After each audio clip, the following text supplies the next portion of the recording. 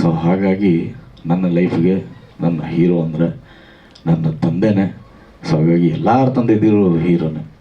ಆ ರೀತಿಯಾದಂಥ ಅದ್ಭುತವಂಥ ಪಾತ್ರ. ಆಗಲೇ ವಾಸು ಸರ್ ಮತ್ತು ಚೇತನ್ನು ಮತ್ತು ನಮ್ಮ ಮಂಜು ಎಲ್ಲರೂ ಕೇಳ್ತಾಯಿದ್ರು, ಯಾಕೆ ಈ ಪಾತ್ರ ಒಪ್ಕೊಂಡ್ರಿ ಅಂತ.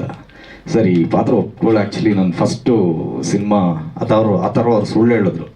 ಬಂದು ನನ್ನ ಕಥೆ ಹೇಳಿದ್ರು, ಒಂದು 40% ಆಗ್ತಾ ಇದ್ದಂಗೆ ಬೇಡ, ತುಂಬ ರೆಗ್ಯುಲರ್ ಪ್ಯಾಟ್ರನಲ್ಲಿದೆ, ನಾನು ಮಾಡಲ್ಲ ಈ ಸಿನಿಮಾ, ಬೇರೆ ಯಾರಾದರೂ ಮಾಡಿಸಿ ಅಂದೆ. ಇಲ್ಲ ಸರ್, ಪೂರ್ತಿ ಕತೆ ಕೇಳಿಬಿಡಿ ಬಂದಿದ್ದೀನಿ, ಆಮೇಲೆ ನೀವು ಬೇಡ ಅಂದರೆ ಪರವಾಗಿಲ್ಲ ಸರ್ ಅಂದರೆ. ಆಯಿತು ಹೇಳಿ ಅಂದೆ. ಕ್ಲೈಮ್ಯಾಕ್ಸ್ ನನಗೆ ತುಂಬ ಕನೆಕ್ಟ್ ಆಗೋಯ್ತು ನನಗೆ. Only reason the climax. ರೇ ನಾವು ಯಾವ್ಯಾವುದೋ ಪಾತ್ರಗಳು ಹುಡುಕ್ತಾ ಇರ್ತೀವಿ, ಒಂದೊಂದು ಸರಿ ಇದೇ ರೀತಿ ಯಾವುದೋ ಕತೆ ಕೇಳ್ಬಿಟ್ಟು ಬೇಡ ಚೆನ್ನಾಗಿಲ್ಲ ಅಂತ ಹೇಳ್ಬಿಟ್ಟಿರ್ತೀವಿ. ಕತೆ ಪೂರ್ತಿ ಕೇಳಿದಾಗ ಏನೋ ಒಂದು ಸಿಗುತ್ತಲ್ಲ. ಈಗ ಯಾವುದೋ ಒಂದು ಪುಸ್ತಕ ತಗೊಳ್ತೀವಿ ಓದಬೇಕು ಅಂತ, ನಮ್ಗೆ ಒಂದು ಅರ್ಧ ಪುಸ್ತಕ ಓದೋವರೆಗೂ ಇಂಟ್ರೆಸ್ಟೇ ಅನ್ಸಲ್ಲ, ನಿದ್ರೆ ಬರ್ತಾ ಇರುತ್ತೆ ನಮಗೆ. ಅರ್ಧ ಪುಸ್ತಕ ಓದಿದ್ದೀವಲ್ಲ, ಇನ್ನೇನೊಂದು ಅರ್ಧ ಪುಸ್ತಕ ಓದ್ಬಿಡೋಣ ಅಂತ ಶುರು ಮಾಡಿದಾಗ ಆ ನೆಕ್ಸ್ಟ್ ಪೇಜಿಂದ ಏನೋ ಒಂದು ನಮ್ಮನ್ನು ಹಿಡಿದು ಕೂರಿಸುತ್ತೆ ನೋಡಿ. ಆ ಬುಕ್ನ ಒಂದು 3-4 ಸರಿ ಓದೋ ಥರ ಮಾಡಿಬಿಡುತ್ತೆ.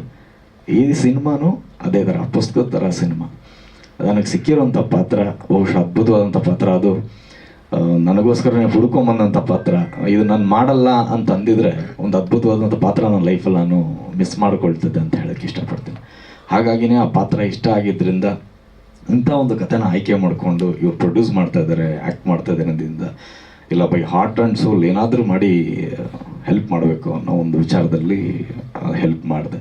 ಆ್ಯಂಡ್ ಹೆಲ್ಪ್ ಮಾಡೋದೇನಿಲ್ಲ, ಅದು ಸಿನಿಮಾಗೆ ಏನು ಬೇಕು ತಂತಾನೇ ತಗೊಳ್ತಾ ಇರುತ್ತೆ. ಈವನ್ ಮಾನ್ವಿತಾ ಅವ್ರನ್ನ ನಾನು ಸಿನಿಮಾಗೆ ಸಜೆಸ್ಟ್ ಮಾಡೋದಕ್ಕೆ ಕಾರಣ ಏನಂದರೆ, ಆ ಪಾತ್ರಕ್ಕೆ ಆ ಥರ ಒಂದು ಎಮೋಷ್ನಲ್ ಇರೋವಂಥ ಒಂದು ಕ್ಯಾರೆಕ್ಟರ್ ಬೇಕಾಗಿತ್ತು. ಆ ಸಂದರ್ಭದಲ್ಲಿ ಪಾಪ ಅವರು